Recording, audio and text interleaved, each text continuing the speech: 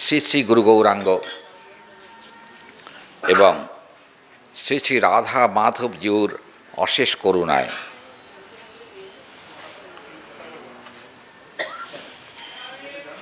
আজকে এই ভক্তগৃহে আমরা সান্ধ্যকালীন ভাগবতীয় অনুষ্ঠানে কিছু ভাগবত কথা শ্রবণ সৌভাগ্য লাভ করেছি। যার উদ্দেশ্যে এই ভাগবতী কথা হচ্ছে তিনি পরম ভক্ত ছিলেন। কারণ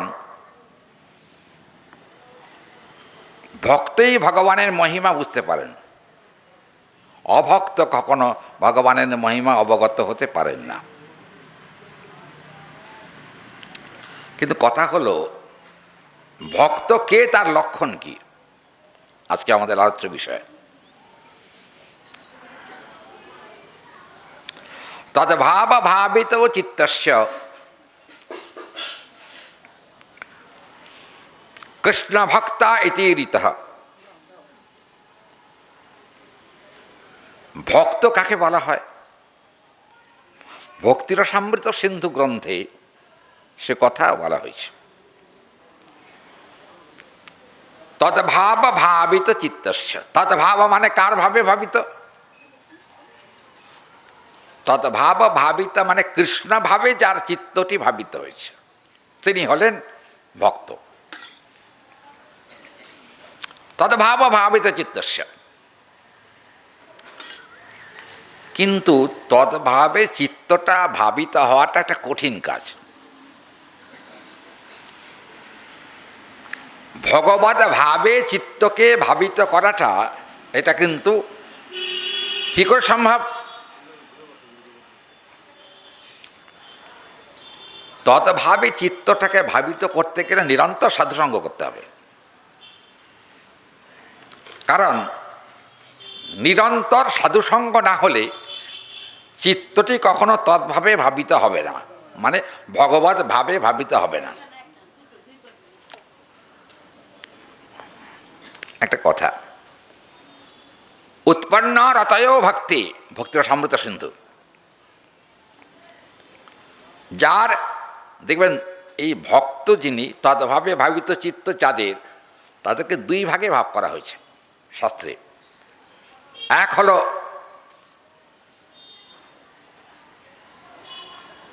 সাধক ভক্ত, আর এক হলো সিদ্ধ ভক্ত। দুই ভাগে ভাগ করা হয়েছে। সাধক ভক্তের লক্ষণ কি না? উৎপন্ন রতয়া, তার মানে যার গোবিন্দ চরণে এখনো পর্যন্ত সম্যক রূপে মতিটা উৎপন্ন হয় নাই, অথচ তিনি চেষ্টিত, তার মানে তিনি চেষ্টা করে যাচ্ছেন। কিন্তু একটা কথা হলো, সম্যক উপায়াভাব দেব দেবস্য বর্ধিতম। এখানে বললেন কৃষ্ণ ভাবে চিত্তটিকে ভাবিত করতে গেলে কৃষ্ণ ব্যতীত অন্য কোনো জায়গায় চিত্তটাকে রাখলে চলবে না। দেখবেন এক ভক্তের বিশেষ সাথে, আমি অশাস্ত্রীয় কথা কিছু বলবো না, শাস্ত্র যা বলছেন তারই অনুসরণ করব।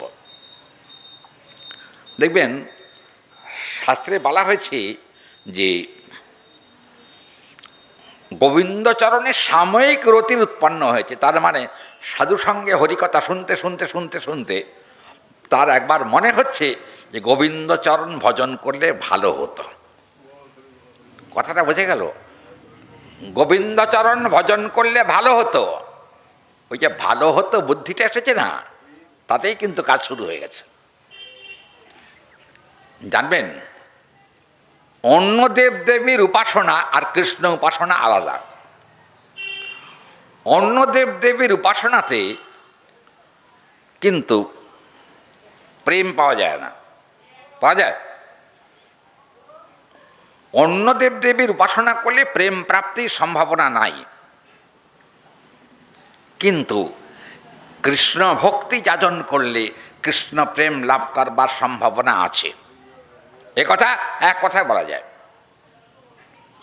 দেখুন এখানে কিন্তু ভক্তিরসামৃত সিন্ধু বলছেন যজ্ঞা সাধক পরিকীর্তিতা, তার মানে এখানে যোগ্য সাধক রূপে পরিকীর্তিত হবেন তিনি, যিনি নিষ্ঠা সহকারে কৃষ্ণ ভজন করবেন, তাকেই বলা হচ্ছে যোগ্য সাধক। একটা কথা, ভগবান তো অনেক আছে না, মৎস্য, কুর্ম, বরাহ, রাম, নৃসিংহ, পরশুরাম ইত্যাদি অনেক ভগবান আছেন। কিন্তু সব ভগবানের উপাসনা করলেও কৃষ্ণ ভক্তি হয় না। কথাটা মনোযোগ দিয়ে শুনবেন। সব ভগবান বলতে কি বুঝি? যেমন ধরুন মৎস্য অবতার, ভগবানের মৎস্য অবতার। ভগবানের মৎস্য অবতারে যদি কেউ মৎস্য উপাসনা করে, তখন একদিন সে মৎস্য উপাসনা করতে করতে মাছ যদি খেয়েই ফেলে, কি হরি বল, তার কি কৃষ্ণ ভক্তি হবে? কি বাবা হবে? হরি ভক্তি হবে কি? না, কখনোই না। সে মনে করলো ভগবানের যে মৎস্য অবতার আছে, আমি সেই মৎস্য অবতারকে খেয়ে ফেলেছি। হরি বল। ভগবানের মৎস্য অবতারের রীতিটা কি? শাস্ত্রে কি বলা হচ্ছে? চতুর্ভুজং গমনায়স্তু মৎস্যাবতার দৃঢ়ীকৃতা বিষ্ণুম অবতারস্য তৎ ন তৎ ভক্ত্যা প্রযচ্ছতি। এখানে বলছেন যে মৎস্যাবতার কিন্তু বিষ্ণু, ভগবান বিষ্ণু। তিনি কিন্তু সাধারণ মাছ নন। একটা কথা বলি প্রসঙ্গক্রমে, ভূতস্য ভূতাদি বয়ম, এখানে বলা আছে। মাছ তো সবাই দেখে, দেখে নাকি? মাছের বাজারে যান না, দেখবেন কত মাছ, কত রকম ভ্যারাইটিস মাছ আছে। কিন্তু ওরা কি মৎস্যাবতার? না, কখনোই না। দেখবেন মৎস্যাবতারং ভবেজ্যস্য তিলকং ঊর্ধ্বপুণ্ড্রম, এখানে বলা আছে মৎস্যাবতারের কপালে কিন্তু তিলক আছে। মৎস্যাবতার যিনি, তার কপালে তিলক আছে। আচ্ছা, ভালো কথা। আচ্ছা, দোকানে যেসব মাছ পাওয়া যায় তার কোনো তিলক আঁকা আছে কি কোন জায়গায়? নেই তো। চিন্তা করুন, সব মাছে কিন্তু মৎস্যাবতার নয়, তিনি কিন্তু বিষ্ণু। এটা মনে করতে হবে। ভগবানের 10টি অবতারের মধ্যে মৎস্যাবতার একজন। 2, কুর্মা অবতার। একটা প্রসঙ্গ তো কথা মনে পড়ে গেল, আমাদের গৌরবাবু, উনি আশ্রমে পাঠ শুনতে গেছিলেন, মাঝে মাঝে যেতেন। তা আমি অবতার প্রসঙ্গ বলছিলাম সেই সময়। উনি বললেন যে তাহলে উনি তখন মাছ খেতেন। এখন উনি আমাকে বললেন কথায় কথায় যে মহারাজ একটা কথা জিজ্ঞেস করুন, কি মাছ তো খাই, মৎস্যাবতার যদি ভগবান হন তাহলে আমাদের কি মাছ খাওয়াটা পাপ নয়? দেখুন, যারা ভগবান বিষ্ণুর উপাসনা করেন তাদের কারোরই মাছ খাওয়া উচিত নয়। কারণ অবতার বিভ্রংশেন দেব দেবৈক বল্লভাং। দেখুন, কথাগুলো খুব মনোযোগ করুন। দেবগণের বল্লভ যিনি, দেবগণের বল্লভ বলতে কি বোঝায়? যেমন ধরুন, অন্যের কথা ছাড়ুন, জগতে যত দেবতা আছে সব দেবতার রাজা হলেন ইন্দ্র। প্রসঙ্গত মহাভারত দেখবেন, মহাভারতে উল্লেখ আছে ইন্দ্র কিন্তু কোনোদিন মৎস্যাদি গ্রহণ করেন নাই। ইন্দ্র কোনোদিন মাছ খাননি। কিন্তু মজার কথা, ইন্দ্র প্রচণ্ড কামুক ছিলেন। কামুক। দেবতাদের রাজা হলে কি হবে? অপ্সরী কিন্নরীকে নিয়ে তিনি ব্যস্ত থাকতেন। কাছে কি ব্যাপারটা কি বলেন দেখুন, দেবতার রাজা ইন্দ্র যিনি, তিনি কিন্তু অ্যাকচুয়ালি কৃষ্ণ ভক্ত ছিলেন না, সোজা কথা। কেন? দেখবেন কামস্তৈ, গীতা দেখুন, কামস্তৈস্তৈর হিত জ্ঞানা প্রপদ্যন্তে অন্য দেবতা। যাদের ভেতরে কামনা বাসনা ভর্তি তারা অন্য দেবতার পুজো করে, আমার অপরাধ নেবেন না, আমি কিন্তু ভগবানের বাণীটাই বলছি। কামৈস্তৈস্তৈর্হিত জ্ঞানা প্রপদ্যন্তে অন্য দেবতা, অন্য দেবতার চরণে প্রপন্ন হয় তারাই যারা কিন্তু অমেধ্যাদি ভোজন করে, অমেধ্য ভোজন। প্রপদ্যন্তে অন্য দেবতা, কিন্তু কামৈস্তৈস্তৈর অপরিহিত জ্ঞানা, তার মানে কামনা আছে কিন্তু সাধুসঙ্গক্রমে তাদের কামনা আস্তে আস্তে কমতে আরম্ভ করেছে। তারা কার উপাসনা করবেন? ভবতাহি ভাব অনুগত সমাবন দেখহি পহরম ভাবতে হ। এখানে কিন্তু মহাজন বলছেন যে যদি কারোর কৃষ্ণ ভক্তির আকাঙ্ক্ষা থাকে তার কিন্তু সাত্ত্বিক আহারের একান্ত প্রয়োজন। দেখবেন বেদান্তে আছে আহার শুদ্ধিশ্চ সত্যশুদ্ধি, সত্যশুদ্ধিশ্চ ধ্রুবানুস্মৃতি। আহার শুদ্ধি হলে তবে চিত্তশুদ্ধি হয়, আর চিত্তশুদ্ধি না হলে গোবিন্দ কৃপা পাওয়া যায় না। কি বাবা, কথা ঠিক না মিথ্যা? আপনারা কি বলেন? হরি বল। আহার শুদ্ধিশ্চ সত্যশুদ্ধি, আহার যার শুদ্ধি হয়নি সে কিন্তু কখনো শুদ্ধ ভক্ত হতে পারবেন না। কিন্তু মতৈক এক দেবতায়া বিভিন্নেতি, তার মানে মতের তো অন্ত নাই, বহু রকম মত জগতে প্রচারিত, কিন্তু হরিভক্তি মতটা হলো আদি। আদি কি? প্রসঙ্গত উল্লেখ, বেদার্থং বেদরূপার্থেন বেদ সঙ্গত কারণে বিভূতৌ স এব দেবত্বম বিষ্ণু মন্ত্রই প্রাচীনত্বম। তার মানে বিষ্ণুই কিন্তু আদি দেবতা। বিষ্ণু, বিষ্ণু মানে শঙ্খচক্র গদাপদ্মধারী। আমার বক্তব্যে আপনারা কিছু মনে করবেন না, আমি ভক্তের কথা বলতে বসেছি। বিষ্ণু আদি দেবতা, যাকে আমরা শালগ্রাম শিলা বলি, নারায়ণ শিলা, কেমন? বিষ্ণু আদি। কিন্তু বৃহন্নারদীয় পুরাণে কোথায় কোথায় আছে তাও বলছি। বৃহন্নারদীয় পুরাণে, ব্রহ্মাণ্ড পুরাণে, এই সমস্ত পুরাণে বলা হয়েছে যে কৃষ্ণ একো দেবো তত্ত্বম,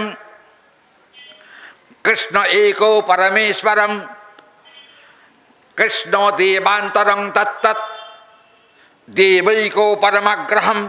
এখানে বলা হয়েছে কৃষ্ণই একমাত্র মহান সর্বশ্রেষ্ঠ দেবতা। হরি বল। তার নারায়ণ কোথায় যাবে? হরি বল, নারায়ণ কোথায় যাবে তাহলে? কৃষ্ণই যদি, আমি কিন্তু শাস্ত্রের কথা বলছি, শাস্ত্র বলতেন যে কৃষ্ণ একো দেব, একাই কিন্তু কৃষ্ণ সব দেবতার আদি। জগতে যত দেবতা আছেন সব দেবতার আদি হলেন কৃষ্ণ। কিন্তু একটা কথা বলতেই হয় প্রসঙ্গক্রমে, কৃষ্ণ এব পরতত্ত্বম, কৃষ্ণই একমাত্র পরতত্ত্ব না। আরেকটা কথা, আপনারা চৈতন্য চরিতামৃতের মঙ্গলাচরণ দেখবেন। চৈতন্য চরিতামৃতের মঙ্গলাচরণে দৃষ্ট হয় যে ন চৈতন্যাৎ কৃষ্ণাৎ জগতি পরতত্ত্বং পরমিহ। কৃষ্ণ পরতত্ত্ব, এ কথা সত্য, কিন্তু আরেকটা কথা বলি, কৃষ্ণ পরতত্ত্ব হলেও মহাপ্রভুর কথা বলতে গিয়ে বলা হচ্ছে পরতত্ত্বং পরমিহা। তার মানে মহাপ্রভু হচ্ছেন কৃষ্ণ পরতত্ত্ব, মহাপ্রভু হলেন পরতর তত্ত্ব। চৈতন্য চরিতামৃতে আমরা তা দেখতে পাই। কিন্তু একটা কথা, কৃষ্ণ ভক্ত হওয়া তবু কঠিন। বাবা, কথাটা সত্যি কিনা বলবেন? কৃষ্ণ ভক্ত হওয়া অনেক কঠিন। দেখবেন চৈতন্য চরিতামৃতে আছে কৃষ্ণ ভক্ত কত দুর্লভ, সে কথা বলা হয়েছে। তার মধ্যে স্থাবর জঙ্গম দুই ভেদ, জঙ্গমে তির্যক জলস্থলচর বিভেদ। তার মধ্যে মনুষ্য জাতি অতি অল্পতর, তার মধ্যে কি বাবা, তারপর কি কি কথা কয় না কেন? এরা পাকা শ্রোতা বসে আছে। তার মধ্যে মনুষ্য জাতি অতি অল্পতর, তারপরে তার মধ্যে তো আরো সব তার মধ্যে আছে, মনুষ্য জাতি সব থেকে কম। আপনারা বলবেন কেন মনুষ্য, ভারতবর্ষের লোক সংখ্যা কত আপনি জানেন না? ভারতবর্ষের লোক সংখ্যা একটা, সংসারে একটাই ছেলে। আর একটা পাখির কটা বাচ্চা হয়? কথা কয় না? হ্যাঁ হ্যাঁ, 3-4 হয়। হ্যাঁ, ঈগল পাখি সব থেকে বাচ্চা বেশি হয়, ঈগলের। আচ্ছা, একটা কথা বলি, কুকুরও কিন্তু একাধিক বাচ্চা দেয়, দেয় না? যদি আপনারা সারা ভারতবর্ষের জনগণনা হয়, কিন্তু কুকুরের গণনা যদি হয় তাহলে কত কোটি হবে আপনার চিন্তা করুন তো? কম হবে? মানুষের থেকেও বেশি।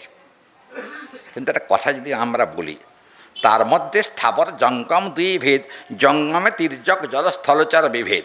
তার মধ্যে মনুষ্য জাতি অতি অল্পতর, তার মধ্যে ম্লেচ্ছ পুলিন্দ বৌদ্ধ সবর। বেদনিষ্ঠ মধ্যে অর্ধেক বেদ মুখে মানে, বেদ নিষিদ্ধ পাপ করে ধর্ম নাহি গণে।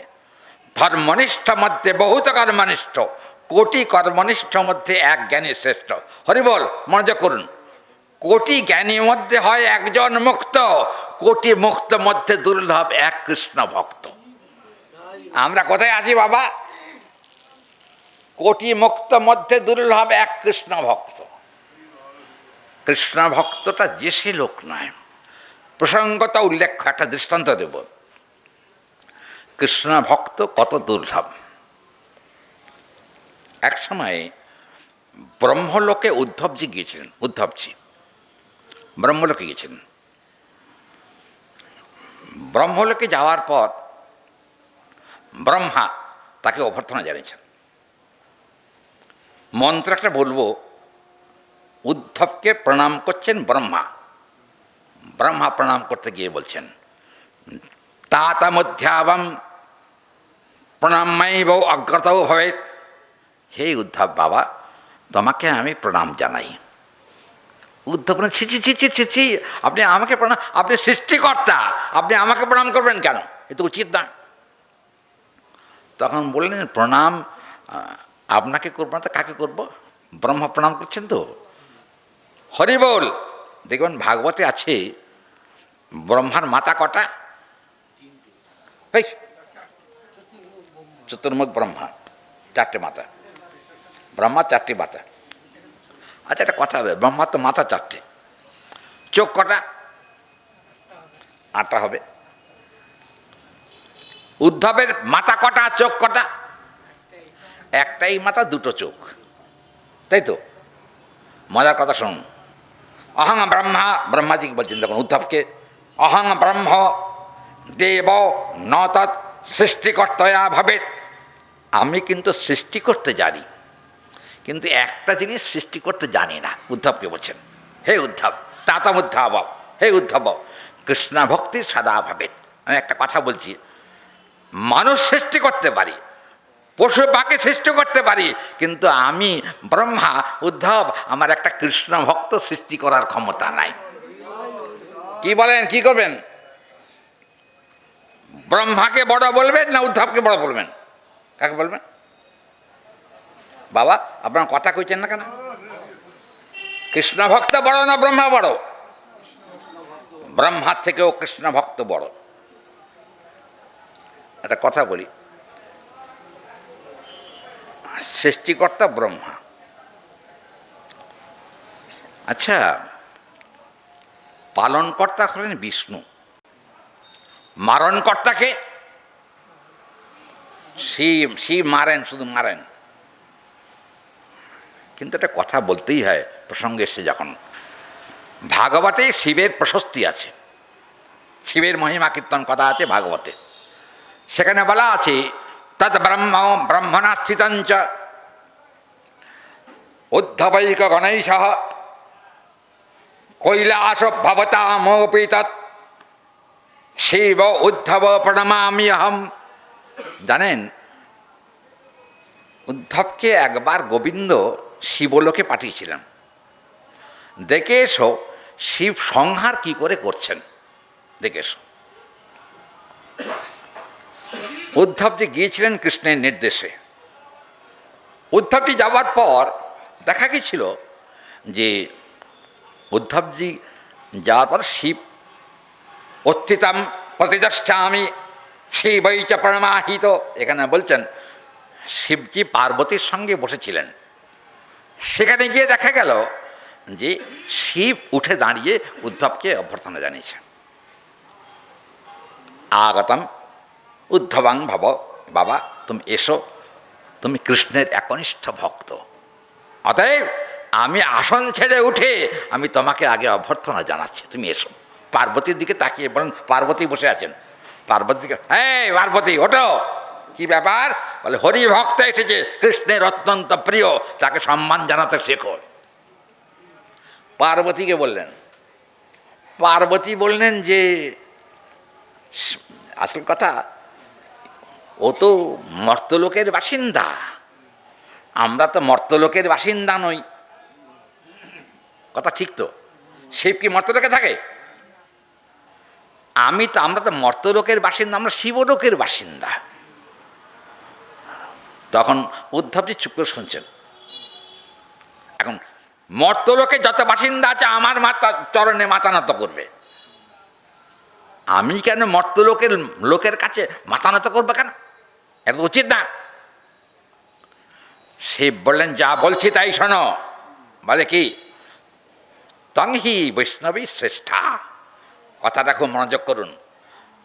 তংহি বৈষ্ণবী শ্রেষ্ঠা, হে দেবী পার্বতী, তুমি কিন্তু বৈষ্ণবী শ্রেষ্ঠগণের মধ্যে তুমি বড়, এ কথা ঠিকই। কিন্তু একটা কথা বলি, যিনি এসেছেন আমাদের কাছে উদ্ধব, তিনি কিন্তু গোবিন্দের অভিন্ন হৃদয়। গোবিন্দের অভিন্ন হৃদয়। শোনো পার্বতী, একটা কথা বলি শুনুন, উদ্ধব শুধু অভিন্ন হৃদয় নয়, তাহলে কি? বলে গোবিন্দের অভিন্ন হৃদয় তো বটেই, আর একটা কথা, গোবিন্দের 1 নম্বর মন্ত্রীর তালিকাতে উদ্ধব আছেন। পার্বতীকে বলছেন শিব, গোবিন্দের মন্ত্রী কিন্তু উদ্ধব।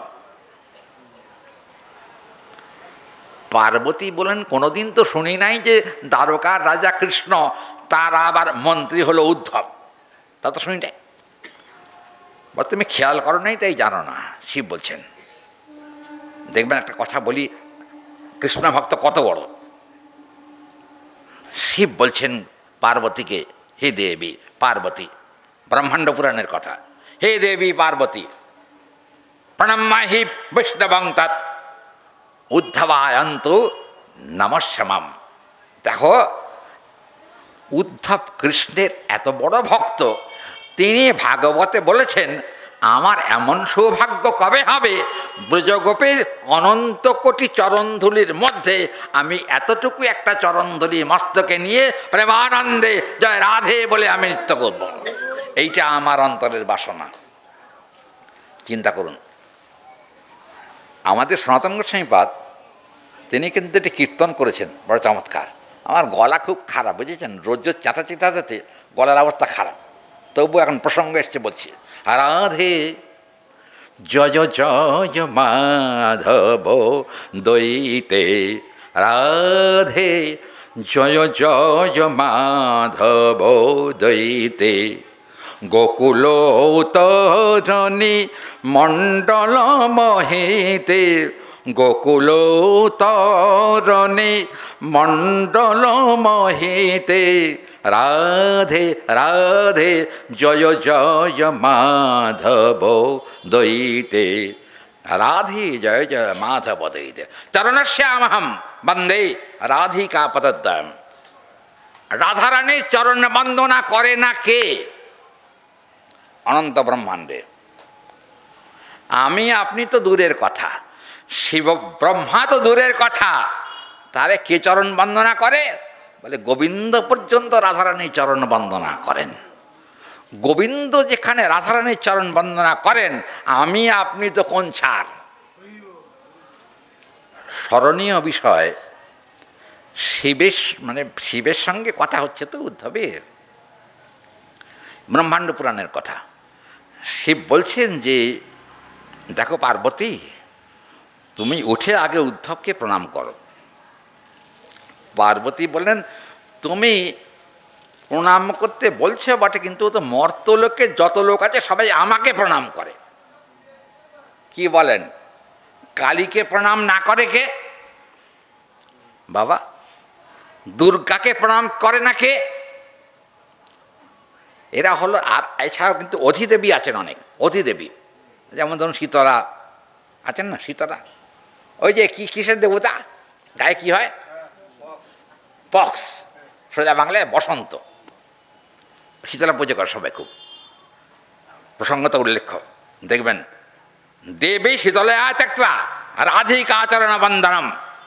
রাধিকা আমাদের দেখবেন আমাদের ইয়েতে বলা আছে, রাধাতন্ত্রে, রাধাতন্ত্রে বলা হয়েছে যে শীতলা পর্যন্ত রাধারানীর চরণ বন্দনা করেন।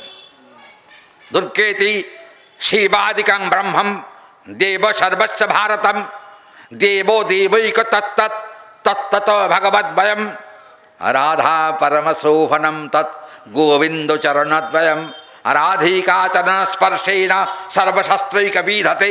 এখানে বলা হয়েছে রাধারানীর চরণ বন্দনা করেন শিব, রাধারানীর চরণ বন্দনা করেন ব্রহ্মা, রাধারানীর চরণ বন্দনা করেন হরিবল। মা শীতলা বলব না, দেবরাজ ইন্দ্র, ইন্দ্রাদি ভর্তুতাং ভাব্যে এখানে বলা আছে ব্রহ্মাণ্ড পুরাণে। এখানে বলা হচ্ছে যে ইন্দ্র কিন্তু রাধারানীকে আগে শ্রদ্ধা করতেন না, বুঝছেন? কিছু মনে করবেন না, একটু গাল দেব। ইন্দ্র কিন্তু মোটেই দেবতাদের রাজা হলো, কি করে দেবতাদের রাজা হয়েছে তা বাবা আমি জানি না, কিন্তু সত্যি কথা কি জানি, 1 নম্বর কামুক, 2 নম্বর হলো পরশ্রী কাতর, 3 নম্বর হলো মেয়েদের যে গুণটা বেশি থাকে সেই গুণটা হলো হিংসুটে। আমার অপরাধ দেবেন না, ইন্দ্র কিন্তু হিংসা প্রবণতা বেশি। এখন হয়েছে কি জানেন, হরিভক্তির লেশ মাত্র ইন্দ্রের কিন্তু ছিল না, কিন্তু একটা কথা বলতেই হয়। দেখুন ভক্তের সিন্ধু গ্রন্থে কি বলছেন, ভক্তের সিন্ধু বলছেন যে অভিজ্ঞাতম অখিল ক্লেশা। কথা হলো আমরা ব্রহ্মাণ্ড পুরাণের যে কথা শুনছিলাম সেটা হলো যে রাধারানীকে সেবা করেন সবাই, রাধাতন্ত্রেও সে কথা উল্লেখ করা আছে। বিক্ষিপ্ত চিত্তস্য ভাবনায়া আকৃষ্টমপি ব্রজপ্রেমা। তার মানে ব্রজপ্রেমে আকৃষ্ট হয় না কে, এমন কোনো লোক দেখাতে পারবেন? হ্যাঁ আছে।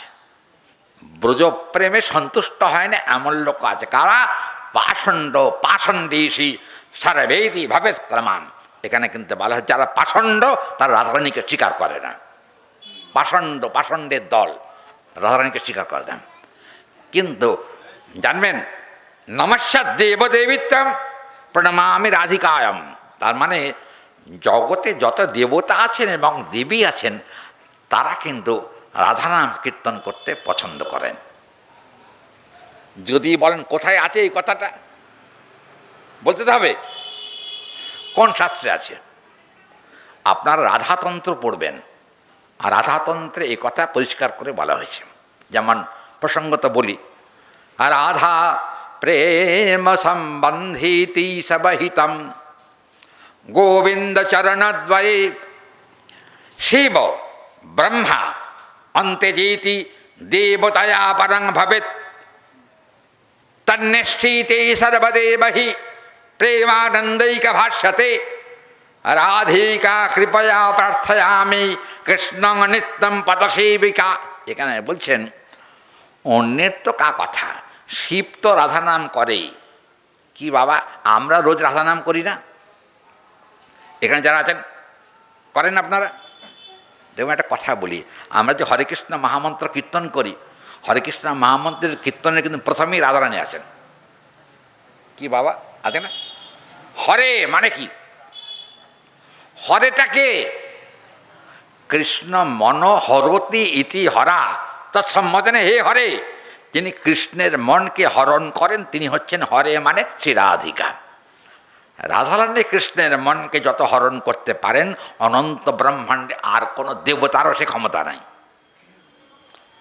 রাধয়া, আচ্ছা কৃষ্ণকে বলে রাধয়া কর্ষতি ইতি কৃষ্ণ, রাধারানীকে যিনি আকর্ষণ করেন তিনি কৃষ্ণ। আর একটা সার্বিক অর্থ আছে। কি অর্থ? সর্বজীব কর্ষতি ইতি কৃষ্ণ। তার মানে সব জীবকে যিনি যেমন ব্যাকরণে কৃষ ধাতু বলে একটি ধাতু আছে, কৃষ ধাতু। কৃষ ধাতু মানে আকর্ষণবাচী। আকর্ষণবাচী বলতে কি বোঝায়? আকর্ষণবাচী হচ্ছে কৃষ্ণের কাজটাই হলো শুধু টেনে আনা। হরি বল। কোনো দেবতা কিন্তু এত লোককে টানতে পারেননি ভারতবর্ষের ইতিহাসে। পেরেছেন? ভক্ত এখানে সব কৃষ্ণ ভক্তই তো বসে আছেন দেখছি, তাই তো? হ্যাঁ, আমি কথা বলি, প্রসঙ্গে এসছে বলেই বলছি। আপনারা আমার কথা রাগ করবেন না, আমি অশাস্ত্রীয় কথা বলছি না বাবা। একটা কথা, ব্রহ্মা সেবাদিকং ভাবেত তং কৃষ্ণ নাম পরাহিতে। দেখবেন প্রসঙ্গত উল্লেখ বলছেন ব্রহ্মা কৃষ্ণ নাম করেন। কি করে করেন? চতুর্মুখানি ব্রহ্মাতি এক মুখাৎ বেদ ভ্রমম। একটা মুখে ব্রহ্মা কিন্তু বেদগান করেন। শাস্ত্রের কথা সামগান, বেদের যে সামগান আছে না, সামবেদে সামগান করেন ব্রহ্মা একটা মুখ দিয়ে। আরেকটা মুখ দিয়ে কি করেন? ব্রহ্মেতি পরমদেবহম সর্বেষাঞ্চ মহীক্ষিতম। দেখবেন আরেকটা মুখ দিয়ে ব্রহ্মা কিন্তু সর্বদা ওম ইতি ব্যত্যানং তত্তৎ, এখানে বলা হয়েছে ওঙ্কার উচ্চারণ করেন সর্বদা একটা মুখ দিয়ে। আরেকটা মুখ দিয়ে কী করেন? হরি বল। বেদধ্যান সর্বত্রম। তার মানে আরেকটা মুখ দিয়ে তিনি বেদগান করেন। একটা মুখ বাকি রইল। আরেকটা মুখে কি করেন? গোবিন্দ নাম সমাবৃত্য বেদগানাতি তদ্বয়ম হরিনাম সংকীর্তয়ন্তম ব্রহ্মা কৃষ্ণম খা বিবরম। এখানে বলছেন ব্রহ্মার 4টি মুখের ভেতরে 4 নম্বর মুখ দিয়ে তার প্রিয় পার্শ্বদগণকে নিয়ে প্রেমানন্দে হরিগুণ গান গাইতে থাকে। কি হলো? ব্রহ্মা তো হরিনাম করে। শিবের কটা মুখ? এই একটা মুখ। শিবের 5টা মুখ। শিবের 5টা মুখ। আচ্ছা, ওই দেখেন না কৃষ্ণের এই কি বলে অষ্টোত্তর শতনাম আছে, পঞ্চমুখে রাম নাম। কি কথা কন, এরা অষ্টোত্তর শতনাম পড়েন না আপনারা? তো মুখ ঢেকে বসে আছেন কেন? কথা কইছেন রে কেন? পঞ্চমুখে রাম নাম গান ত্রিপুরারি। আচ্ছা, একটা কথা বলি, শিব কিন্তু বৈশিষ্ট্যপূর্ণ দেবতা, জানবেন। কারণ আপনারা শিবপুরাণ দেখবেন, শিবপুরাণে শিবের নিজের কথা আছে, পার্বতীরও নিজের কথা আছে শিবপুরাণে। শিবপুরাণে পার্বতী শিবকে জিজ্ঞেস করছেন, হে দেব,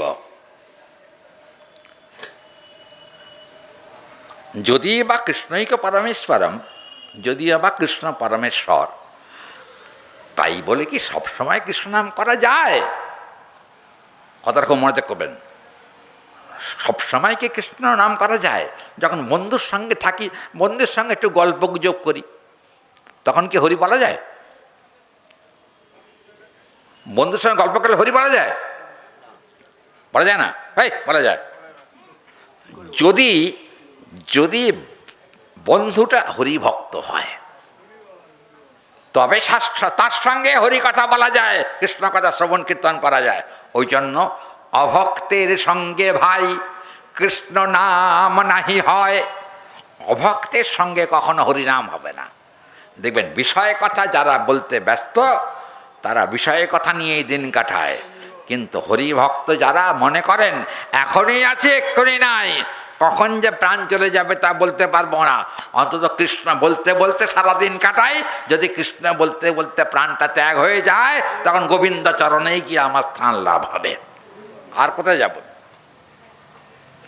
মুখারবিন্দয়ম তৎ প্রেমর্মে ভবতাভ্যহম রাধা নামো সমুকর্তা রাধিকা পরমরাধ আরাধিকে। দেখবেন কৃষ্ণ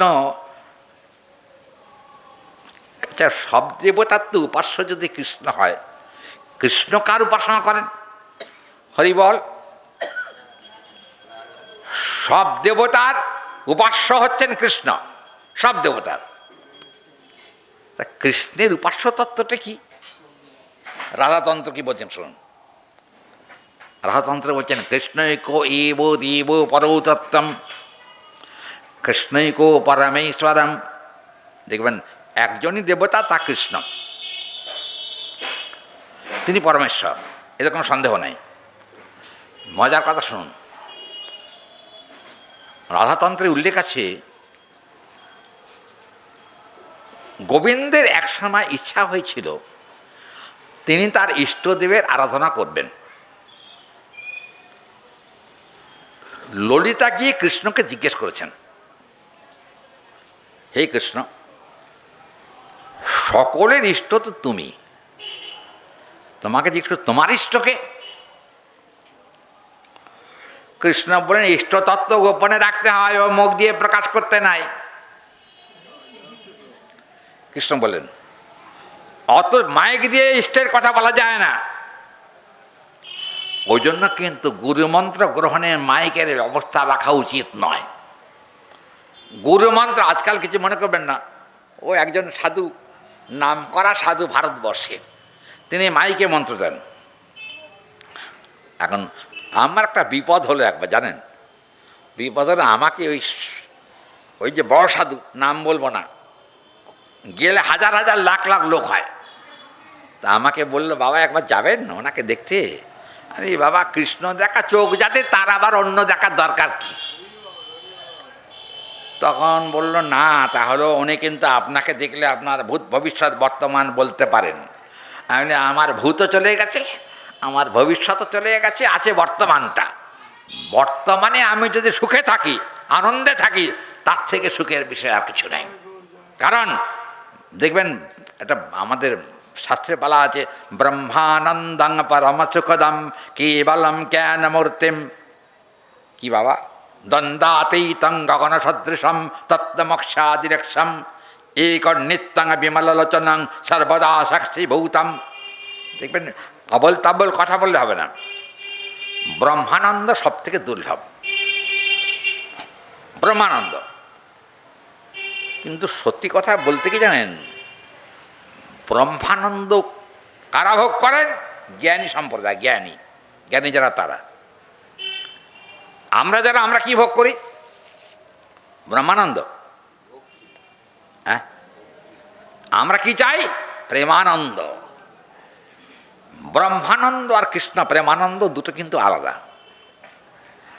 ব্রহ্ম হলো নিরাকার, পরমাত্মানন্দ হলো অঙ্গুষ্ঠ মাত্রাং ভবিতব্য দেবম। এটা আঙুলের মতো 4 হাত ঠাকুর, সোজা বাংলা কথা। তাহলে ব্রহ্মানন্দ আমরা চাই না, পরমাত্মানন্দ আমরা চাই না। কি চাই বাবা? আমরা কি চাই? প্রেমের মধুর রীতি সদা প্রেমানন্দ গাও গীতি, প্রেমানন্দ করো আস্বাদন। প্রেমের বৈভব দেখি সবে লয়ে চলে চকি, প্রেমানন্দ করে আস্বাদন। হরিনাম করে গান, প্রেমানন্দ লাভে তান। 2 হস্তে নয়ন জলে সদা বলে হরি হরি। প্রেমের সৌভাগ্য যবে প্রেমানন্দ হবে, তবে প্রেম লাভ করিবে তখন। নয়নের জলে ভরে সদা মুখে হরি বলে, হরিনাম করয়ে কীর্তন। কীর্তন করিতে সদা প্রেমানন্দ হবে তথা, প্রেম হইবে সবে জ্ঞান ধ্যান। দেখবেন প্রেমানন্দ প্রাপ্তির পর আর কোনো আনন্দ নাই। প্রেমানন্দর পর আর কোনো আনন্দ নাই। আচ্ছা, এর আগে শুনলেন ব্রহ্মা হরিনাম করেন, শিব কয় মুখে হরিনাম করেন বাবা? ব্রহ্মার তবে ক্লাসিফিকেশান আছে, এক এক মুখে এক এক রকম। শিবের কোনো ক্লাসিফিকেশান নেই, শিবের একটাই লক্ষ্য, কি? পাঁচ মুখেই তিনি হরিনাম করছেন, পাঁচ মুখে। পঞ্চমুখে রাম নাম, গান ত্রিপুরারি। দেখুন, শিব গেল, ব্রহ্মা গেল। প্রসঙ্গত উল্লেখ্য, যারা বৃহস্পতিবারে লক্ষ্মী পুজো করেন তারা আমার অপরাধ নেবেন না।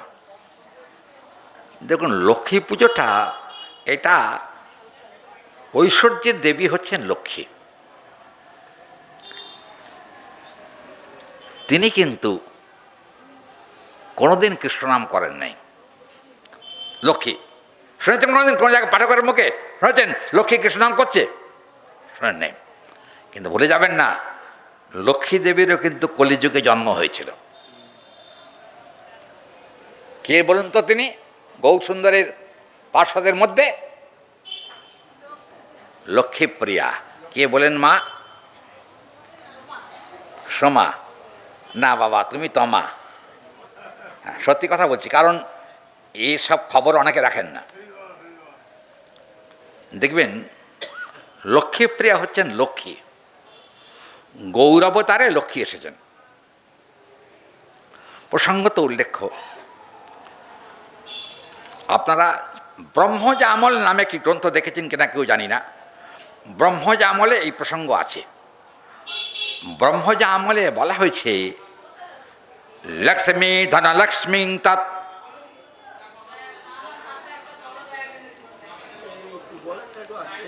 তদেব পরমেশ্বরার্নাথ দেবার্থে সর্বদেবৈকাঃ লাভার্থে লক্ষ্মীত্বাম নমঃ। এখানে বলছেন লক্ষ্মী ঐশ্বর্যের দেবী বটে, কিন্তু তিনি কিন্তু মাধুর্যের দেবী নন। কি বাবা, লক্ষ্মী কখনো মাধুর্যের দেবী হয়েছেন? একটা কথা বলি, গৌর অবতারে লক্ষ্মী দেবী অকালে প্রয়াণ করেছেন, অকালে। আচ্ছা, কি করে প্রয়াণ করেন বলুন তো? তার দেহত্যাগ হলো কি করে? কার মনে আছে? হ্যাঁ, সর্পদংশনে তার দেহত্যাগ হয়। কিন্তু এটা কি উচিত? কারণ স্বয়ং লক্ষ্মীকে সাপে কামড়ে দিল, এটা মানা যায়? মানা যায় না তো। কিন্তু না, এটা মানতেই হবে। শাস্ত্র কি বলছে দেখুন, লক্ষ্মী দেবী কি আসলে সাপে কামড়ান নাই। এই বাবা, অন্য কথা কেন? লক্ষ্মী দেবী কি আসলে সাপে কামড়ায় নাই? তাহলে লক্ষ্মীকে কখনো সাপে দংশন করতে পারে না। তাহলে কি সাপ? চৈতন্য ভাগবত দেখবেন, চৈতন্য ভাগবতের কথা বলা আছে, লক্ষ্মী দেবীকে সর্পদংশন করেছিলেন বটে। কখন সর্পদংশন করেছেন? মহাপ্রভু তখন বাংলাদেশে ছিলেন, বাংলাদেশে। সেই সময়তে লক্ষ্মী দেবীকে কিন্তু সঙ্গে নিয়ে যান নাই, লক্ষ্মী দেবীকে বাড়িতে রেখে গেছিলেন। নিরন্তর লক্ষ্মী দেবী গৌর চিন্তা করতে করতে, গৌর বিরহে থাকতে না পেরে, তখন দেখা গেল বিরহরূপী সর্প এসে লক্ষ্মীকে দংশন করেছিল। চৈতন্য ভাগবত দেখবেন, বিরহরূপী সাপ, এখানকার কেউটে সাপ নয়। এটা ভুল কথা বলবেন যদি বলেন। বিরহরূপী সাপ এসে তাকে দংশন করেছিল। জানবেন, বিরহরূপী সাপ কাকে কামড়ায় নাই? হরি বল। গৌড়ীয় বৈষ্ণবগণের উপাস্য তত্ত্ব কিন্তু বিরহ। গৌড়ীয় বৈষ্ণবদের উপাস্য তত্ত্ব বিরহ। দেখবেন, বিরহং বিরহেতি তত্ত্বম প্রবেদ ভক্তিং সমাস্যত দেব সর্বস্বত্থাং দেব লক্ষ্মী নারায়ণ ভবেত। এখানে কিন্তু বলা হয়েছে লক্ষ্মী হলেন ঐশ্বর্যের দেবী, তিনিও কিন্তু গৌর অবতারে চলে গেলেন। হরি বল। একবার চৈতন্য ভাগবত দেখবেন, একটা প্রসঙ্গ আছে। একবার সচিমার অন্নাভাব হয়েছিল, অন্নাভাব। অন্নাভাবতে এখন নিমাইকে বলবেন, কিন্তু বলতে পারছেন না, মা ঘরে চাল নাই, কি হবে? চিন্তায় পড়লেন সচীদেবী। নিমাই তো গঙ্গা চান করে সে প্রসাদ খেতে চাইবে, কি করি? ঘরে চাল নাই, কি হবে? তখন কি করা যায়, কি করা যায়, চাল কোত্থেকে জোগাড় করা যায়? মহাপ্রভু অন্তর্যামী, তিনি সব জানেন। মায়ের হাঁড়িতে চাল নেই তাও জানেন। মহাপ্রভুকে ও মা এসে বলছেন, মা আরে কী হচ্ছে? মা তোমার হাঁড়িতে চাল আছে তো? মা চুপ করে আছেন, কথা বলছে না। ছেলের কাছে বললে আবার যদি ছেলে অসন্তুষ্ট হয়, কষ্ট পায়, ওই জন্য চুপ করে আছে না। মা দেখবে সংস্কৃতে একটা কথা আছে, মৌনং সম্মতি লক্ষণম। মৌন হলো সম্মতির লক্ষণ। হলো কি জানেন? মা চুপ করে আছেন দেখে বুঝতে পেরেছেন যে সত্যিই হাঁড়িতে চাল নাই। বুঝতে পারছেন? বুঝতে পারার পরে গৌরহরি কী করেছেন, উত্তরীয় ছিল গায়ে, উত্তরীয় ভেতর থেকে হাতটা নিয়ে, মা এই না, এইটা দিয়ে চাল কিনে নিয়ে এসো। মা হঠাৎ হাতে কি একটা চকচক চকচক করছে, কি এই ব্যাপারটা কি? তখন তাড়াতাড়ি করে মা হাত বাড়িয়েছেন, কি দিবি দে। হাত যখন বাড়িয়েছেন, হাত বাড়াতে দেখি এত একটা সোনার দলা, সোনার দলা। হরি বল। সচিমা বলেন, কারোর বাড়ি থেকে চুরি করে আনিস নাই তো? মা গো, এটা যেন জেনে রেখো, তোমার পুত্র কখনো চোর নয়। তাহলে সাধুই বটে। আমি সাধু হলে এমন সাধু হব, আমার সাধুতা দেখে জগতের লোক প্রেমানন্দে হরি বলে নাচবে। এ কথা আমি তোমাকে কথা দিতে পারি, আমি কিন্তু কখনো চোর হব না। মা, বাবা তুই সোনার দলাটা পেলি কোথায়?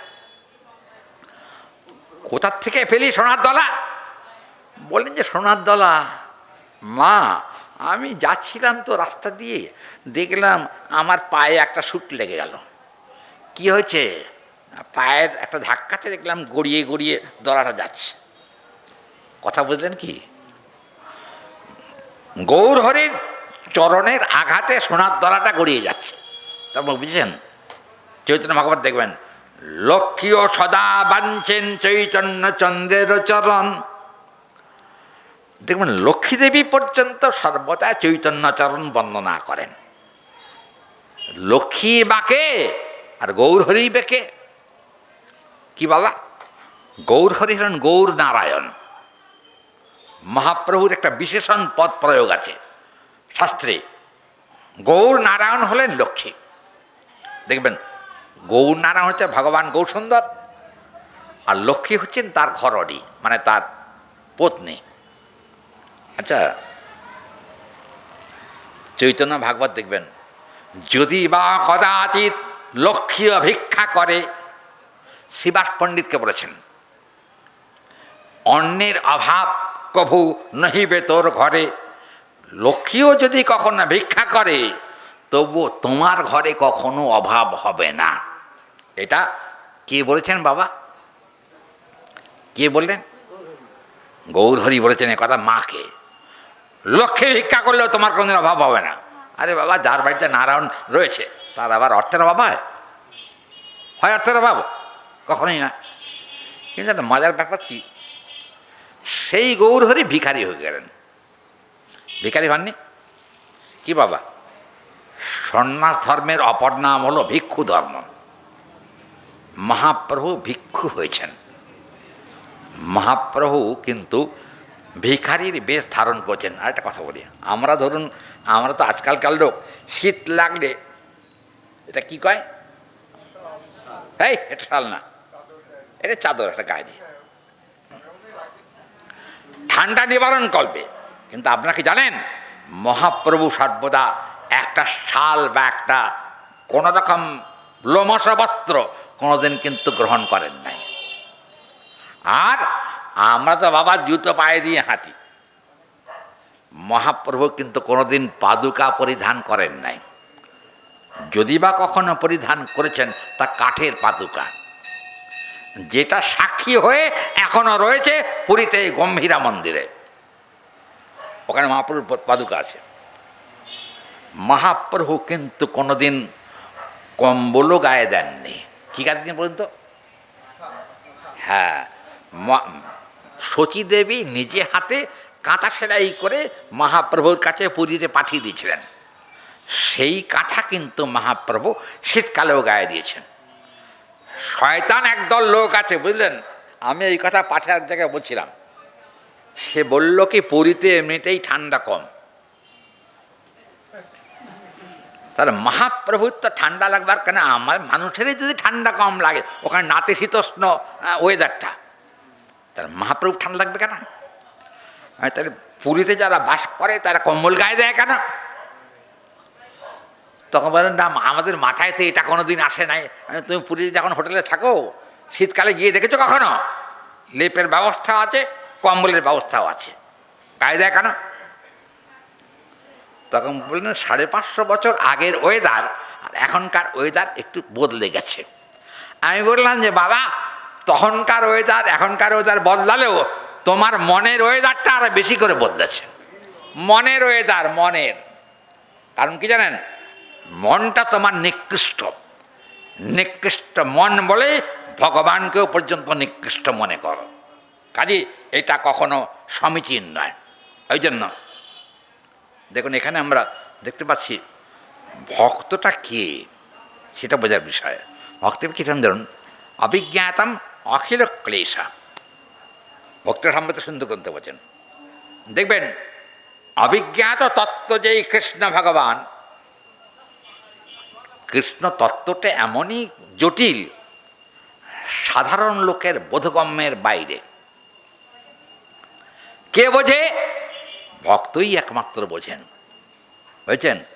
ভগবানের নিজস্ব একটা কথা জানেন, অভক্তের খাদ্যের দিকেও ভগবান কখনো দৃষ্টি দিয়ে তাকান না। অভক্তের দ্রব্যপানে উলটি না চায়, চৈতন্য ভাগবত দেবেন। অভক্তি দ্রব্যের প্রতি ভগবান ফিরেও তাকাননি। এখানে বললেন যে অভিজ্ঞাতম অখিল ক্লেশা সা কৃষ্ণাশ্রিত ক্রিয়া, তার মানে সম্যকরূপে কৃষ্ণচরণে আশ্রিত যিনি হন, তিনি হচ্ছেন একনিষ্ঠ সিদ্ধ কৃষ্ণ ভক্ত। সিদ্ধ কৃষ্ণ ভক্তের লক্ষণ বোঝেন। দেখুন, আমি শিবের একটা প্রসঙ্গ বলবো। কৃষ্ণকে তিনি কি দৃষ্টিতে দেখেন? শিব একদা পার্বতীর সঙ্গে কথা বলছে, এই প্রসঙ্গটা শিবপুরাণেও আছে। শিব একদিন পার্বতীর সঙ্গে কথা হচ্ছিল, পার্বতী শিবকে জিজ্ঞেস করলেন, আচ্ছা জীবের কষ্ট যায় কি করে? পার্বতী জিজ্ঞেস করছেন শিবকে, কেননা জগতে জীবের কষ্টের কিন্তু অন্ত নাই। বাবা, কষ্ট নেই জগতে? এই জগতে দুঃখ নাই? কি একজন বললো, হ্যাঁ। আর সব চুপ করে আছে কেন? আপনাদের কষ্ট হয়নি তো কোনোদিন? কি কথা কয় না? কষ্ট নাই? দেখবেন, শুনুন, মায়ের পেটে আসার থেকে কষ্ট শুরু, মরে যাওয়ার সময়ও কষ্ট আছে, যেটা মৃত্যু যন্ত্রণা, সে কষ্ট আছে। নাই কথা কি? যন্ত্রণা আছে। যদি কেউ চুপ করে থাকেন, এটা ভুল কথা কাজ করছেন। শুনুন, জন্মের থেকে মৃত্যু পর্যন্ত যন্ত্রণা। পার্বতী শিবকে জিজ্ঞেস করছেন, জগতের জীব আধ্যাত্মিক, আদি ভৌতিক আর আদি দৈবিক, এই তিনটে যন্ত্রণার থেকে কি করে বাঁচবে তাই বলো। শিব বললেন যে অখিল ক্লেশা পরিশান্তি সারবে। শিবের উক্তি। শিব বলছেন অখিল ক্লেশ মানে যত রকমের কষ্ট আছে, সব রকমের কষ্ট থেকে একেবারে নিষ্কৃতি পাওয়া যায়, তার একটা মন্ত্র আছে পার্বতী, আমি তোমাকে আজকে সেই মন্ত্র দেব। পার্বতী বললেন যে আমি তো এর আগে একবার দীক্ষা নিয়েছি,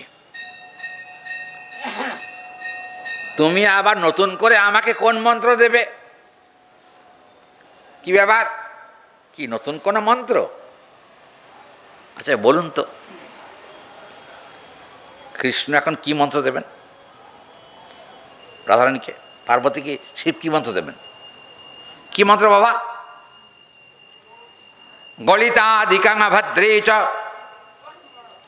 মায়ামগ্ধং তরিষ্যসি কৃষ্ণ মন্ত্রং মন্ত্ররাজম অষ্টাদশ অক্ষরম বিদ্যাতে।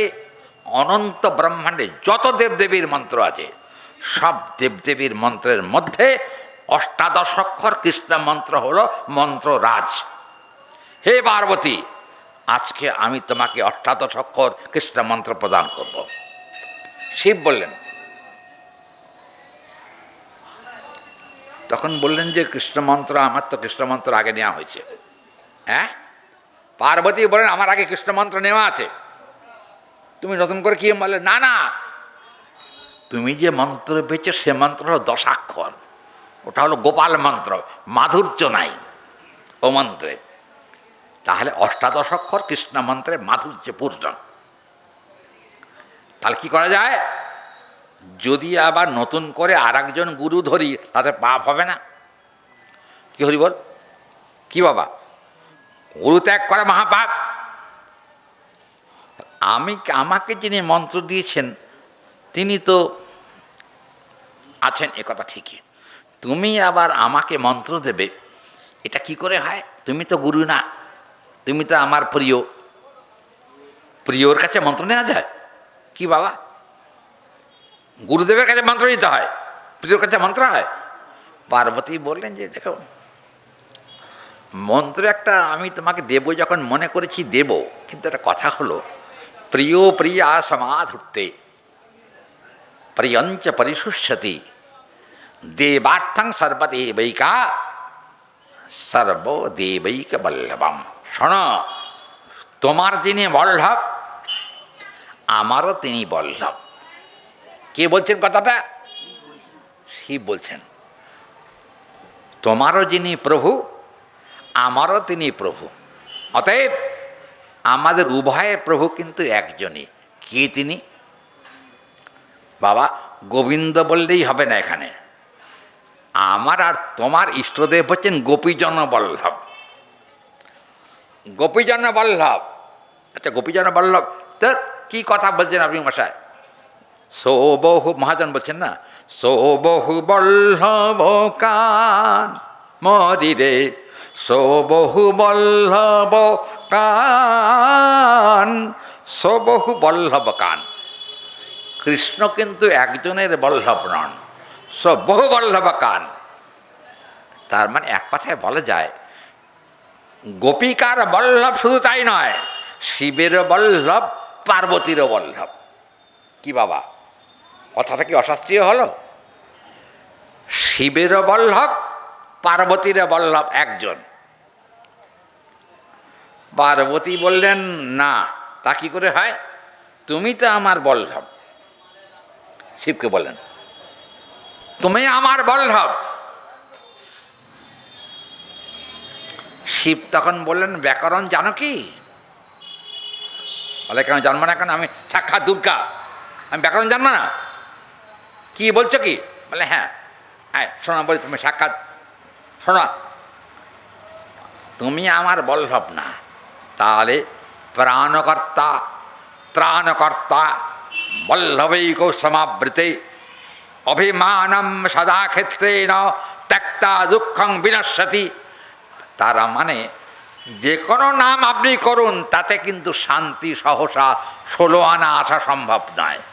16 আনা শান্তি তখনই হতে পারে যদি প্রাণবল্লভ শ্রী গোবিন্দকে যদি প্রাণ ভরে ডাকা যায়, হরিনাম মহামন্ত্রকে যদি কীর্তন করা যায়, তবেই মাত্র চিত্তে প্রকৃত শান্তি প্রকাশিত হয়, এছাড়া কোনো উপায় নেই।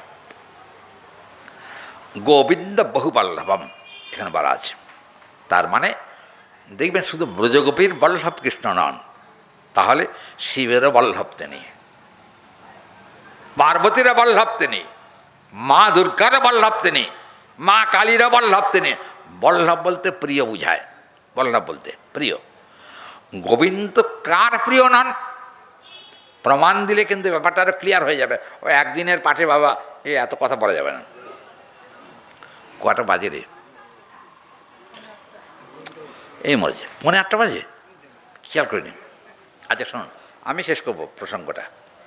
সিদ্ধ ভক্তের লক্ষণ বলতে চেয়েছিলাম, সেটা হলো অবিজ্ঞাতম অখিল ক্লেশা। এই শ্লোকটাকে বাংলা বলে শেষ করব। অবিজ্ঞাতম অখিল ক্লেশা যা কৃষ্ণাশ্রিত ক্রিয়া। সম্যকরূপে যারা কৃষ্ণের আশ্রিত এবং কৃষ্ণের ক্রিয়াতে যিনি মনোনিবেশ করেছেন। কৃষ্ণের ক্রিয়া মানে কি? কৃষ্ণের ক্রিয়া মানে সেবা। কৃষ্ণ সেবায় যিনি মনোনিবেশ করেছেন, আর এখানে বলছেন সিদ্ধাসু সুলভ প্রেম সক্ষম আস্বাদন পারা। দেখবেন জগতে যত রকম আস্বাদন আছে সব থেকে সুন্দর আস্বাদন কি বলুন তো বাবা? আলুর দম। কি কয় মায়েরা? আলুর দম,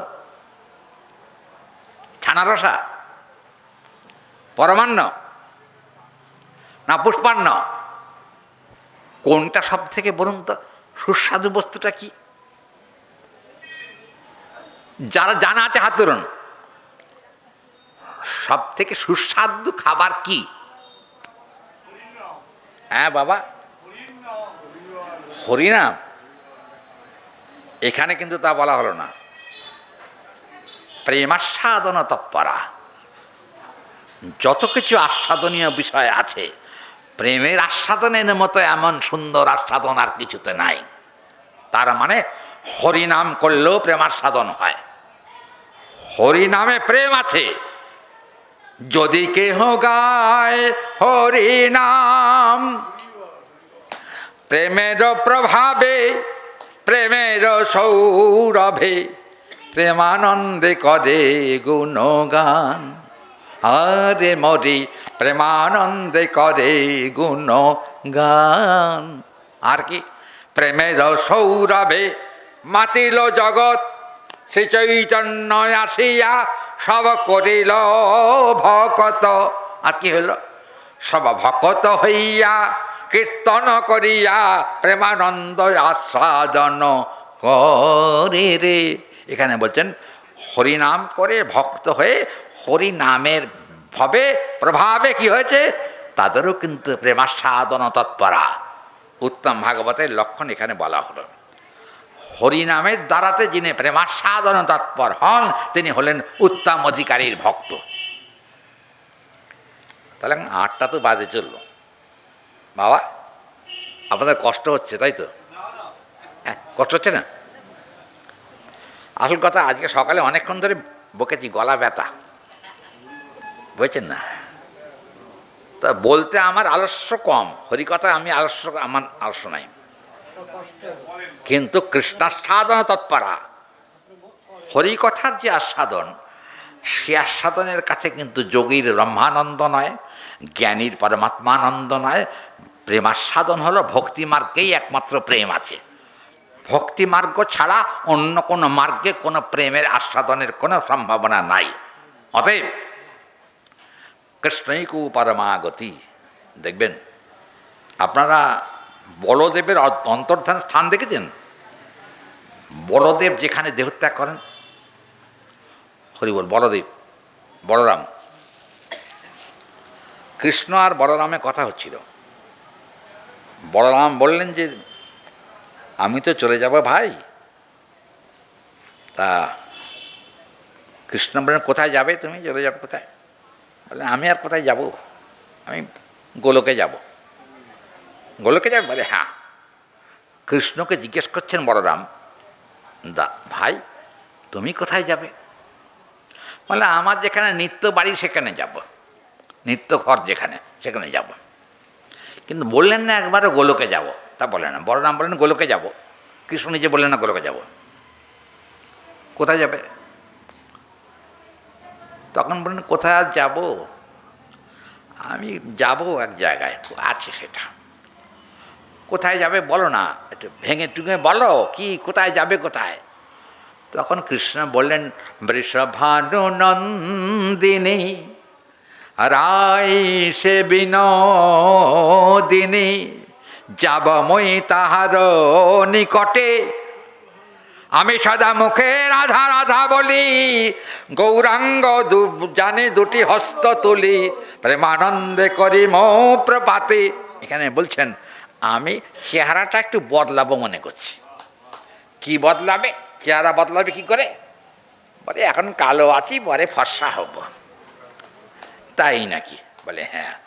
এখন আমি দ্বারকার রাজা কি মথুরার রাজা কি বৃন্দাবনের রাজা, আমি বাবা রাজা হবার স্বাদ নাই, আমি ভিখারি হয়ে হরে কৃষ্ণ মহামন্ত্র জগৎকে বিলাবো, এটা আমার ইচ্ছা। তা বিলাবে? বলে হ্যাঁ। মাথায় একটা মুকুট তো নিশ্চয়ই থাকবে, তুমি যখন যাচ্ছ মাথায় একটা মুকুট তো পরবে।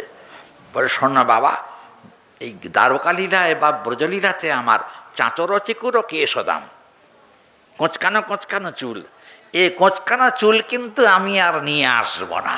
তাহলে কি করে আসবে? বলে আমার মনে মনে বাসনা আছে, আমি সর্বস্ব ত্যাগ করে, এমনকি আমার দুটো স্ত্রীকে ত্যাগ করে আমি সর্বস্ব ছেড়ে কি বলে যাবে? মুখে রাধা রাধা রাধা বলি, হস্ত দিকে যুগ তুলি, প্রেমানন্দে করিব হরিনাম, কলিজীব সঙ্গে করি মৃদঙ্গ কর তাল ধরি, করিব মহামন্ত্র হরে কৃষ্ণ নাম। হরিনাম করি সদা প্রেমানন্দে বিভোর থাকিব, আর ভক্তগণ মর সঙ্গে প্রেমানন্দে রহিবে রঙ্গে, আমি তাদের কৃষ্ণ নাম প্রেমে সদা দিব। মহাপ্রভুর চিন্তা, মহাপ্রভু বলছেন প্রেম ছাড়া আমি আর কিছু দেব না। ঠিক করেছে, আমি ধর্মও দেব না, অর্থও দেব না, কামও দেব না, মোক্ষও দেব না। কি দেবে তাহলে? ধর্ম অর্থ কাম মোক্ষ সব জলাঞ্জলি দিয়ে দেবো, কি দরকার নেই। আর কি দেব? বলে আমি দেব আর নেব। কি দেবে আর কি নেব? বলে দেখো বাবা, আমি আর দেব কি, আমার আছেই বা কি? আমি সর্বস্ব ত্যাগী হব। আগে ছিলাম রাজাধিরাজ, আমি হব তখন কি বাবা? সন্ন্যাসী বর। আমি হব সন্ন্যাসী, সেটা ঠিক করেছি। তখন জিজ্ঞেস করেছেন পদকর্তা, প্রভু তোমার এত বৈরাগ্য আসবার হেতু কি? বৈরাগ্যের হেতু কি? তখন কৃষ্ণ বলছেন, শোনো বলি, ভোগপিপাসাটা ভালো, খারাপ না, কিন্তু একটা কথা বলি, অনিত্যতার উপলব্ধি হলে ভোগপিপাসা আর থাকবে না। কি বাবা, কথা ঠিক নাকি? এখানকার ভোগ অনিত্য, এই জ্ঞান যার ভেতরে এসেছে সে আর বিষয়ে ভোগ করবে না। আজকে বিকেলবেলা আমি যখন এখানে পাঠে আসবো, তার আগে একটা ছেলে আমার কাছে এসছে, আমাকে বলল কি, বাবা একটা কথা বলি। মানে কি? আমি ওকে চিনি ভালো করে, তার আগে একটা বিয়ে হয়েছিল, বুঝছেন? সে বউটা, কি যে মনে করবেন না, বউটা তার কর্তাকে মেরে বাড়ির থেকে বার করে দিয়েছে। কিন্তু ছেলেটি কিন্তু অত্যন্ত ভালো, সৎ, কৃষ্ণ ভক্ত। অপরাধ কি? অপরাধ একটাই, সে কৃষ্ণ নাম করে, আর তার বউ কখনো কৃষ্ণই শব্দটা মুখ দিয়ে উচ্চারণ করে না। এই হলো তফাৎ। ছেলেটা বলল কি যে আমার আর ভাল লাগছে না, ব্যবসাও আর করতে ইচ্ছে করছে না, আমার এখন মনে মনে ইচ্ছা যে বাদ বাকি জীবনটা যদি একবার হরি বলে কাটাতে পারতাম, তাহলে আমার জীবনটা ধন্য হতো। শুধু কেবলমাত্র অধন্য জীবনং পৃষ্ঠে, আমার জীবনটা অধন্য হয়ে গেল, শেষ হয়ে গেল। কেন? সংসারে আছি বটে, সংসারে থাকলেও আমি কিন্তু চোখের জলে প্রেমানন্দে হরি বলতে পারছি না। এইটা আমার দুঃখ, এটা আমার ব্যথা। আমি বললাম, বাবা সংসারী না হয়ে সংসারে থেকে কী লাভ? সংসারী যখন তুমি ছিলে তখন সংসারে ছিলে, ভালো ছিল। বউ যখন তোমার মেরে তাড়িয়ে দিল, তখন তোমার সংসার থেকেই বা লাভ কি? কী বলেন আপনারা? কি মনে করবেন? এর সঙ্গে একমত হবেন কিনা জানি না। বাবা কথাটা কি মিথ্যা? স্ত্রী যদি মেরে তাড়িয়ে দেয়, তার থেকে দুঃখের আর কী আছে বলুন তো? আমাকে বললো কি, তাহলে আমি এখন কী করি? বাবা বইয়ের লাথি ঝাঁটা খাওয়ার থেকে বৈষ্ণবের লাথি ঝাঁটা খাওয়া, তাহলে তোমার কল্যাণ হবে, মঙ্গল হবে। আর একটা কথা শোনো, যদি তোমাকে মানব জীবনকে সার্থক করতে হয়, তাহলে বাবা সময় আর একদিনও নাই। এটা মনে করে তুমি সংসার ত্যাগ করে প্রাণ ভরে হরি বলবার জন্য তৈরি হয়ে আমার কাছে এসো, আর কিছু করতে হবে না তোমাকে। আমাকে বললো কি, সবাই আমাকে ত্যাগ করেছে, আপনি আমাকে নেবেন কি? তাই বললেন যে কে ত্যাগ করলো? বলে বউ আমাকে ত্যাগ করেছে, ও একটা মনে দুঃখ আছে, বউ ত্যাগ করেছে। 2 নম্বর ত্যাগ করেছে মা, আমাকে দেখতে পারে না বেশি, মুখে বলে না, কিন্তু মা মনে মনে বোধহয় বলে যে বেটা গেলে মাছি। আচ্ছা, আর কে বলে না? আমার যারা নিকটাত্মীয় তারাও দেখি আমাকে ভালোবাসে না, খালি এইটাই চায়। এইটা কি বুঝেছেন? হ্যাঁ, টাকাই চায়। কী করি বলুন? আরে বাবা, কৃষ্ণের কাছে যাবে? যদি গোবিন্দচরণে যাওয়ার ইচ্ছা থাকে, গোবিন্দ তোমার কাছে টাকা চাইবে না, তাহলে গোবিন্দ শুধু তোমাকে চাইবে, আর কিছু চাই না। তুমি যদি নিজেকে গোবিন্দচরণে বিকিয়ে দিতে পারো, তাহলে তোমার কাছে গোবিন্দ কিছুই চাইবেন না। যে নিজেকে গোবিন্দচরণে বিকিয়ে দেয়, গোবিন্দও তার হয়ে যায়। কি বলেন, হয় নাকি?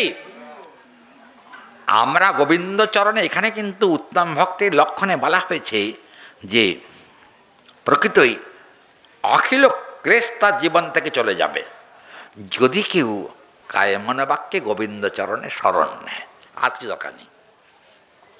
এখানে কিন্তু বলা যায় শ্রীমদ্ ভাগবত দশম স্কন্ধে নবযোগেন্দ্র সংবাদে, এই যে নবম স্কন্ধে নবযোগেন্দ্র সংবাদে আমরা দেখতে পেয়েছি উত্তম, মধ্যম আর কনিষ্ঠ 3 প্রকার ভক্তের কথা বলা আছে সেখানে।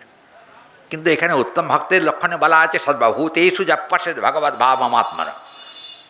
যিনি উত্তম ভক্ত হন তিনি সর্বভূতে ভগবানকে দেখেন। সর্বভূতে, সর্বভূত মানে হরি বল, ভূত মানে কি মানুষ শুধু না, সর্বজীবের ভিতরেই তিনি ভগবানকে দেখেন। সর্বজীবে ভগবত দর্শন হয় তার। তাহলে কি হবে? বললেন যে কৃষ্ণ দর্শন হলেই ভালো হয়। ভগবত দর্শন আর কৃষ্ণ দর্শনের মধ্যে তারতম্য আছে। ভগবত দর্শন যেটা, সেটা কিন্তু নারায়ণও হতে পারে, কিন্তু কৃষ্ণ দর্শন মানস, কৃষ্ণ দর্শনের বাসনা যদি কারোর অন্তরে থাকে, আর শুদ্ধ ভক্তের সঙ্গ করতে হবে। বাবা, মাছ খাওয়া লোকের সঙ্গ করলে কৃষ্ণ ভক্তি থাকবে না। রাগ করুন আর যাই করুন, বাবা আমার অপরাধ দেবেন না, শাস্ত্র এই কথা বলছেন, এটা আমার নিজস্ব কোনো কথা নয়। অতএব এখানে বুঝতে হবে আহার শুদ্ধিচ্ছ সত্যশুদ্ধি, সত্যশুদ্ধিচ্ছ ধ্রুবানুস্মৃতি। আহার শুদ্ধি না হলে চিত্তশুদ্ধি হবে না, আর চিত্তশুদ্ধি না হলে শুদ্ধ চিত্ত অশুদ্ধ চিত্তে ভগবানও কখনো আসবেন না। অতএব ওই জন্য কিন্তু আমার বক্তব্য, আজকে আমরা একটা শ্লোক শুনলাম এতক্ষণ ধরে, সেটা হলো সাধক ভক্তের এবং সিদ্ধ ভক্তের লক্ষণ কি। হ্যাঁ বলো বলো। বলছি প্রসাদ পেতে যাচ্ছি, আপনি মন্দিরে গিয়েছি প্রসাদ পেতে, সেখানে দেখছে সে আমার পাশে এসে সে মাছ খাচ্ছে, মাছ খায়। সে বলছে আমি মাছ খাই না, আমি শুদ্ধ আহার করি, আমার পাশে এসে সে বলছে, তবে আমার কি অপরাধ হবে? যদি মিথ্যা কথা বলে তাহলে তোমার অপরাধ আছে, তার সঙ্গে বসে খাওয়া। কিন্তু যদি সত্যি প্রসাদ ভোজি হয়, তার সঙ্গে খেতে কোনো আপত্তি নেই। এইটা কথা। এই দেখতে পাচ্ছি এইগুলো তো আজকাল সত্যি কথা বলতে কি জানেন, শুদ্ধ ভক্তের সংখ্যা কম। বাংলা করে বলি মিথ্যে কথা বলবার লোকের সংখ্যা বেশি, মিথ্যে কথা, বুঝছেন না? আমাদের সঙ্গে ওই জন্য সবার সঙ্গে বাবা ঠিক মেশামেশি কম হয়। যারা গিয়েছেন, যারা প্রসাদ ভুজি তারা আলাদা বলবেন, দেখেন প্রসাদ ভুজি যখন আলাদা বলে তখন দেখ হুড় হুড় করে সবই ঢোকে, সবই ঢোকে। সবই ঢোকে। হ্যাঁ সবাই এখন ওই সব এখন বড় বড় মিষ্টি মিষ্টি বা কিছু যদি দেয়, তাদের সঙ্গে কথাটা ঠিক বলেছেন। মানে যারা প্রসাদ ভোজি তারা বসবেন, তারা নিশ্চয় বড় বড় রসগোল্লা পাবে, ওই জন্য বোধ হয় কথাকে জিউ ভাল লালসে এতে অতি ধায়, কৃষ্ণতার পারায়ণ কৃষ্ণ নাই পায়। এরা কোনোদিন গোবিন্দচরণ পাবে না, এ কথা শাস্ত্রে বলা আছে। আমার তৈরি করা কথা এটা নয়। অতএব আপনারা ভক্ত, আপনাদেরকে আমি নতুন করে কি বলবো, প্রসাদ বুঝি ভক্তের আলাদা থাকাই উচিত। যারা ব্যভিচারী তাদের থেকে আলাদা না থাকলে নিষ্ঠা রক্ষা হবে না।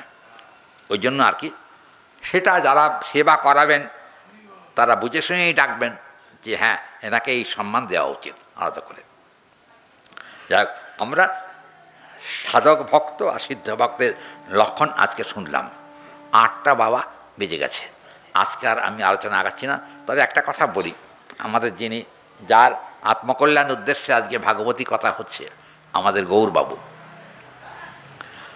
তিনি আমাদের আশ্রমে প্রায়ই যেতেন এবং মানে পাঠ শুনতে খুব ভালোবাসতেন। হ্যাঁ, দেখবেন আমাদের শাস্ত্রে কথা রুচে, এক কথা বলে আবার আর কথা এসে যায়, কথা রুচে। টাকা পয়সার রুচিটা ভালো নয়, খাওয়া দাওয়ায় বেশি উত্তম খাদ্যের রুচিটাও ভালো নয়, কিন্তু হরিকথায় রুচিটা কিন্তু 1 নম্বর দরকার, না হলে বাবা হরি ভজন হবে না। হ্যাঁ, হরিকথা প্রিয় ছিলেন উনি।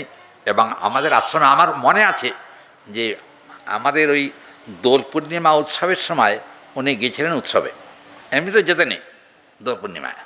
আগের উৎসবের আগে গেছেন, গিয়ে আমাকে বললেন, বাবা কে কে আসছে, কোন কোন পাঠক আসছে একটু বলুন আমাকে। বলতে হবে না, আমাদের উৎসবের চিঠি আছে, নেন এটা। বনমালী গোস্বামীর পাঠ ছিল সেই সময়তে।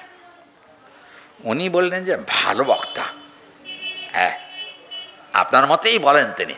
দেখুন আমি বাবা মূর্খ লোক, কিছু বুঝি টুঝি না, তবে বনমালী গোস্বামী ভালো বলেন, বক্তা ভালো, শিক্ষিত লোক, এতে কোনো সন্দেহ নেই। আর আমাদের বন্ধুস্থানীয়, অতএব বনমালী গোস্বামীরও পেসমেকার লাগানো হয়েছে, বুঝছেন না। আমার ওই দশা, আর কি বলবো এখন, কখন যে প্রাণ যায় তার কোনো নিশ্চয়তা নাই। তবে আমাকে ডাক্তার বলছেন সারা দিনে হরি কথাই বলুন আর যাই কথাই বলুন, 2 ঘন্টা 24 ঘন্টায় 2 ঘন্টা যেন বেশি কথা বলা না হয়। সারাদিনে তো 10 ঘন্টা কথা বলি বাবা, এখনও তো বেঁচে আছি, সেটা গৌরের দয়াতে বেঁচে আছি। অতএব আপনারা আমাকে সবাই মিলে আশীর্বাদ করুন একটাই, যে আশীর্বাদ চাই সেটা হলো যে আমি সারা জীবন ধরে, আমি 4.5 বছর বয়স থেকে গুরুগৃহে এসেছি, 8 বছর থেকে পাঠ করি, এখন আসি, 8 বছর থেকে পাঠ করে এ পর্যন্ত তো এসেছি, এ পর্যন্ত মরি তো নাই। 56 বছরে আমার মৃত্যুযোগ ছিল, আমার কুষ্ঠিতে তাই আছে, কিন্তু অনেক দিন আগেই তা পার হয়ে এসেছি। বোধহয় গৌরহরির অশেষ করুণা, তার করুণাতেই এখনো বেঁচে আছি। আর যে কদিন থাকে যেন হরি কথা বলতে বলতে আমার প্রাণটা ত্যাগ হয়ে যায়, আর বাবা কিছু চাই না।